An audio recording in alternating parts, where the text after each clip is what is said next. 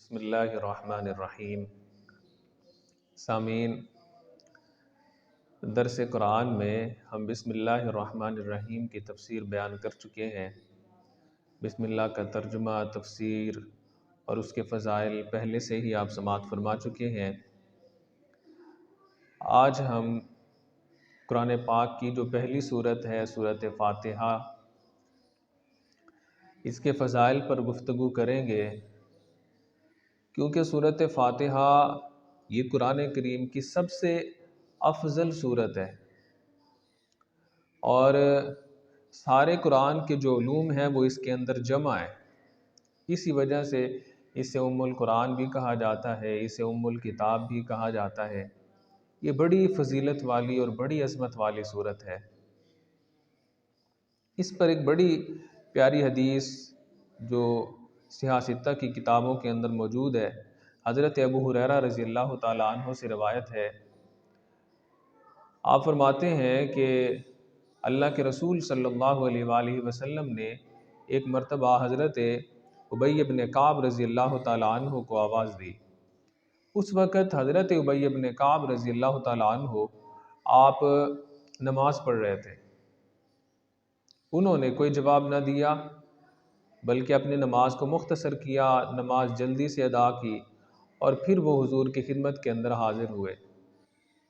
جب وہ تھوڑی دیر کے بعد حاضر ہوئے تو اللہ کے رسول نے فرمایا، اے ابی بن کعب، تم دیر سے کیوں آئے ہو؟ تو حضرت ابی بن کعب رضی اللہ تعالیٰ عنہ عرض کرنے لگے، یا رسول اللہ، میں نماز پڑھ رہا تھا، اس وجہ سے حاضر نہیں ہو سکا، نماز مکمل کر کے پھر آپ کی خدمت میں حاضر ہوا ہوں۔ تو حضور نے فرمایا، اے ابی،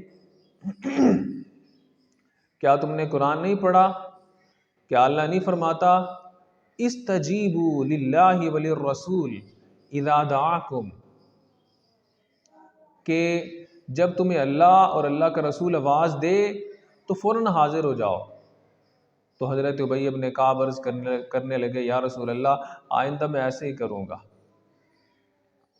تو اس کے بعد حضور نے فرمایا، اے ابی بن کعب، کیا میں تمہیں ایسی صورت نہ بتاؤں کہ اس جیسی صورت نہ تورات میں ہے، نہ انجیل میں ہے، نہ زبور میں ہے، نہ ہی قرآن میں ہے۔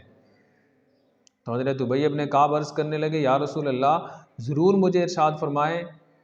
تو حضور نے فرمایا، اے ابی، تم یہ بتاؤ کہ تم نماز کے اندر قرات کیسے کرتے ہو؟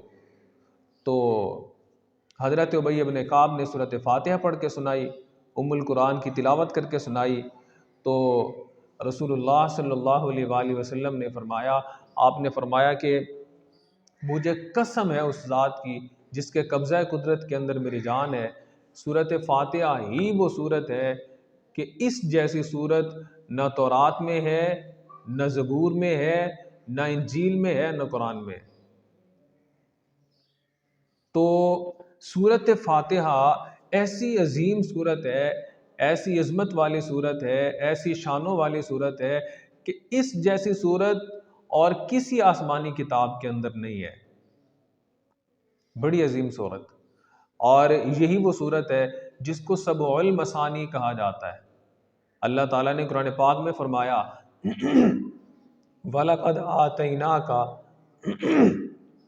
سَبْعًا مِّنَ الْمَثَانِي وَالْقُرْآنِ الْعَظِيمِ، ارشاد فرمایا کہ البتہ تحقیق ہم نے آپ کو سبع المثانی عطا کی ہے۔ یہاں پر سبع المثانی سے مراد سورۃ فاتحہ ہے۔ سبع کا مطلب 7 ہوتا ہے، اور مثانی کہتے ہیں 2 کو۔ سورۃ فاتحہ کے اندر 7 آیتیں ہیں، اس وجہ سے اس کو سبع کہتے ہیں، اور مثانی اس وجہ سے کہتے ہیں کہ یہ 2 مرتبہ نازل ہوئی ہے۔ ایک مرتبہ مکہ میں نازل ہوئی، ایک مرتبہ مدینہ شریف میں نازل ہوئی، تو اس کو سبع المثانی کہا جاتا ہے۔ اور اللہ تعالیٰ نے صراحت کے ساتھ یہ بات بیان کی، ارشاد فرمایا، وَلَقَدْ آتَيْنَاكَ سَبْعًا مِّنَ الْمَثَانِي وَالْقُرْآنَ الْعَظِيمِ، کہ اے محبوب، ہم نے آپ کو سبع المثانی عطا کی ہے اور قرآن عظیم عطا کیا ہے۔ تو یہ بڑی عظمت والی صورت ہے، اور یہی وہ صورت ہے کہ جس کے بارے میں فرمایا گیا کہ سورۃ فاتحہ ہر بیماری کا علاج ہے، یہ ہر بیماری کی دوا ہے۔ اور اس پہ بھی بڑی ایک پیاری حدیث موجود ہے، حضرت ابو سعید خدری رضی اللہ تعالیٰ عنہ آپ فرماتے ہیں کہ حضور نے ہمیں ایک مہم پہ روانہ کیا، ہم راستے میں تھے تو ہم ایک بستی کے قریب پہنچے، ہم نے ان بستی والوں سے کھانا مانگا لیکن انہوں نے ہمیں کچھ نہیں دیا۔ تو اتفاق سے ایسا ہوا کہ اس بستی کا، اس علاقے کا جو سردار تھا قبیلے کا، اس سردار کو کسی موذی جانور نے ڈس لیا۔ اب انہوں نے اس کا علاج کیا، وہ ٹھیک نہ ہوا۔ اب اس سردار نے ایک بندہ بھیجا، کہا کہ جاؤ ان قافلے والوں سے پوچھ کے آؤ کہ ان کے اندر کوئی ایسا شخص ہے جو دم کرنا جانتا ہو، جو دم کر دے اور بندہ ٹھیک ہو جائے۔ تو ایک بندہ گیا حضور کے صحابہ کے قافلے میں، جا کے کہنے لگا کہ تمہارے اندر کوئی ایسا بندہ ہے جو دم کرنا جانتا ہو؟ تو حضرت ابو سعید خدری کہتے ہیں انہوں نے کہا کہ ہاں میں دم کرتا ہوں۔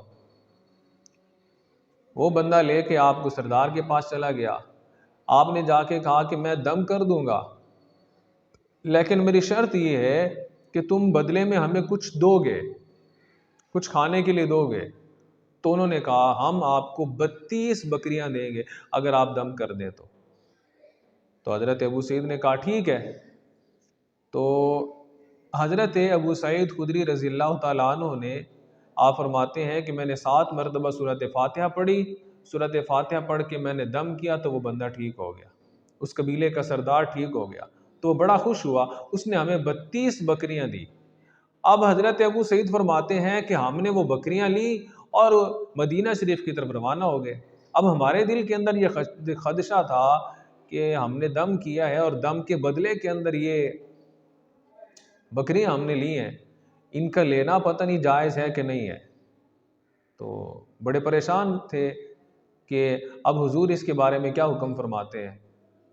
تو جب وہ صحابہ حضور کی خدمت میں حاضر ہوئے، سارا واقعہ بیان کیا، تو حضور نے فرمایا کہ یہ تم نے دم کے بدلے میں لیا ہے، یہ تمہارے لیے جائز ہے، تم اسے آپس کے اندر تقسیم کر لو، بلکہ اس میں سے میرا حصہ بھی نکالو، کیونکہ سورۃ فاتحہ تو تمہیں میں نے سکھائی ہے۔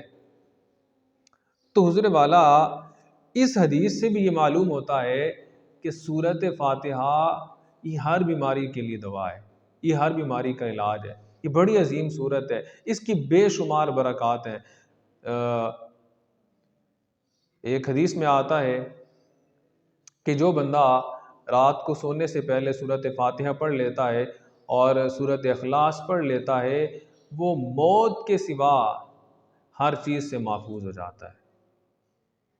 تو یہ بڑی عظیم صورت ہے، عظمت والی ہے۔ انشاءاللہ ہم آگے اس کی تفسیر بھی بیان کریں گے۔ اللہ تعالی ہمیں اس کی فضیلت کو سمجھنے کی اور اس کی تلاوت کرنے کی توفیق عطا فرمائے، آمین وما علینا الا